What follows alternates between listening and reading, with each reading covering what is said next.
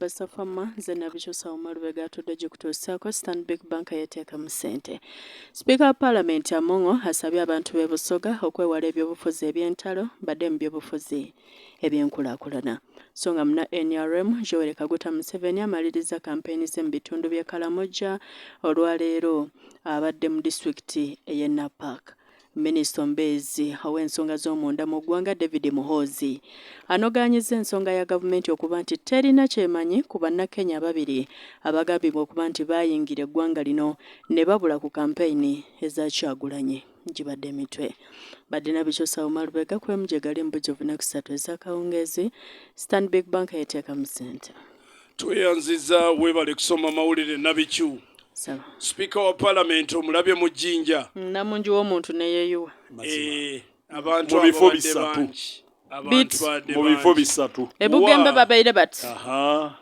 Wano ku Hajita Makaba babaire bati. Ku St. Jude bati. So akukumbye. Naye munnange kituufu awakula enjovu tewakuleemu. Ate ife ngaawe ekibiina ky'NRM ekyo kye tubakoba bulido nti ki mulina okuba ne branches ono yaida agenda ku bityo ate nga buli yaida akuŋŋaanya abantu bangi ogambye mwenga ab'NRM ono ajja n'agenda n'oli n'akola ki n'ono yaida ono avaawo ono yaida ng'omukulu temumugambako anti omukulu n'asembayo. Oligamba bino mbale manye ebyokuvaawo n'oleka entebe abalala nabo ne bagikwatamu. Toli ku mulamwa. Oligamba ali ku mulamwa ono bwendiega oluteeso ndiga twayogera bulungi mbadde manye engeri gy'annyonnyodde agambye nti NRM bweto bwekola onajja oli n'avaawo n'oli najja ku sitole ya speaker yamala yakoba ati endovu tiwakulandala mubadde mugamba ekyo yabadde kukiriwa kituufu bw'oba obadde ogamba ekyo kituufu ate n'ekindi nga NRM wetutawaayo mulinde tukabongera n'omukeide tiyenga kwisatu idinde nejayuguma kituufu egenda kuyuguma kituufu jinja egenda kuyuguma era leka tubalinde owakakofira ajja ddi akyatambula abo bakyali ku kampeyini zaabwe kati ate mabirizi yazze yali wano duzi ku katale wano naye n'omwana abeerawa oba musiki yali wano yesterday kampeyini ku katale yesterday kati eriyo n'owo muzigiti ow'omuzikiti ow'olusaniya yaida lwakutaano ng'abantu bali kusala kati olubaalulira wakwolwo anti oyo aba ne tageti kati abantu baba bakuŋŋaanye bulungi kati ate owa anti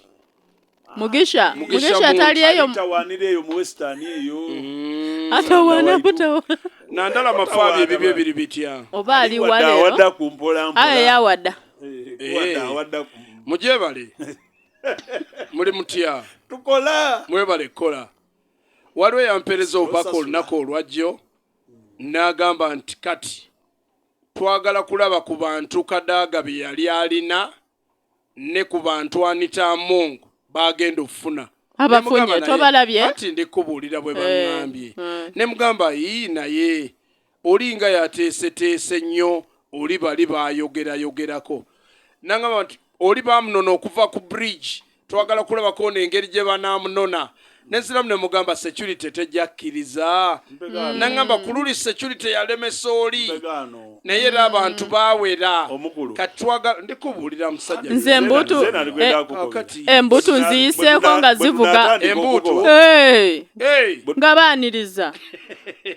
onaabaire akidi ng'aniinye ku neenonyawo obaire oshindi oba yakoze tabanga yakoze ng'ate oli abantu boli kwogera ku prime minister bwe yakola nga Kyagulanyi amukyalidde naye yaze n'ennyonyi bw'osoosa okwogera ku wakibiina ki wenare mama Kadaaga ono kwogera ku wakibiina ki naye wenare balisabirani akalulu basabira bana NRM basabira Museveni ne bakadi beyara lwaki baba benda okugeragerania nga bona bakirala twogerako oli maama wa Busoga izo naze nendaba embuutu wali eri ku round about wona nga kikutte bagamba ki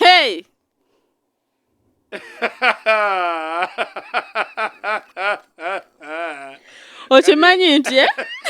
kali mulwanyi ku lutindo olwo nzikiriza nzire mu nseke seka okwo si kukudala botamana alikulaga ignorance ekintu kiba mu kitundu kye nga taidi na kiri kujja okakasa ekintu kyakuba kukatale wano waloba kumana ekintu kyakuba wano kuhajita maka wano kyaba ku St James kulu kuno kwene kwetuli okunsanyusa social media kiteke ku recording speaker bwatuuse abayimbi nga bayimbi nayingirawo nagamba sigenda kulwawo nnyo naye nga njagala mbalage ba flag bearer ate tusigale nga tuwagira muzeyi tunoonya akalulu tayagala akalulu ka ntalo si bw'osomyawo abantu bawagira abantu nga va ku byasomye iwe kyowulire kobera abantu kyowuli kuba olikoba ndingaaba embibembi ndibonera irala nga olisubawa kuba ekifaananyi ekibaire ukibaire kale abantu ne bakuba omuzira ebyo yagala kati ntandike wagala kibaddewo kituufu oba bakuba emizira ne ku mufu kituufu pozi mulwanya yambadde t-shirt ya yero ati oyo munayerera wenda ndi naye wano nga sinnagiraba eriko alina ni tova ku main ebyo byonna bitiibwa bye kati enkofiira ogitaddewa enkofiira yonka n'esaawa nina eri olunaku mulwanyi lwe yava mu seeka eyo najja yali yakatuuka naŋŋamba baba nkukobere konze kiki nina essaati ye nabwoine baba emboozi eyo gijjukira ne mugamba saati ki naŋŋamba ndidedivalwa batodongo muline negomba okukwata ejjinjo mama yero olali oti lyenvu ng'ogiringa kwoti wakoba oti yero mwene nawaana ekintu kino bannange ekintu ekyo kirabika kibakolera ate oyagala alume engalo ezimuliisa ekintu ekyo kibakolera buli kintu kyenvu kimpomera okakasa ate omukazi eyeekuba ekizigo ye naamuwoomera omwagala nnyo omukazi ayenda omukazi omusiyufu nze tondeeteranga buli omwe era ayendanirira okakasa nawe nabicu ate omusajja eyeekuba ekizigo bulungi wabanga munange oboneka bulungi obuna bulungi mulwanyi bayenda zebenenda abasiyufu bayimusigaze kale ate omusajja nga yeekuba ekizigo nabicu omusajja nga yeekuba ekizigo anti nze siri wa yero tubadde ku mulwanyi ye naga byayagala omanyi nti eriyo omuntu eyeekuba ekizigo n'ava mu bweru n'afuuka wa yero omuntu neyeekuba ekizigo n'ava mu kweyerusa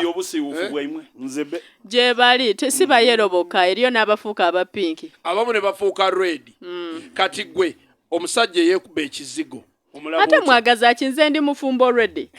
gwe nina yoyo ate ndisobola okyusa webale nnyo nze siri musajja nti nsobola okyusaamu nenfuna oli n'oli kale nze sisobola mukazi yeekuba kizigo ne bw'okola otya ate eyo kyoyisiyo sobola mukazi yeekuba ekizigo era saagala mukazi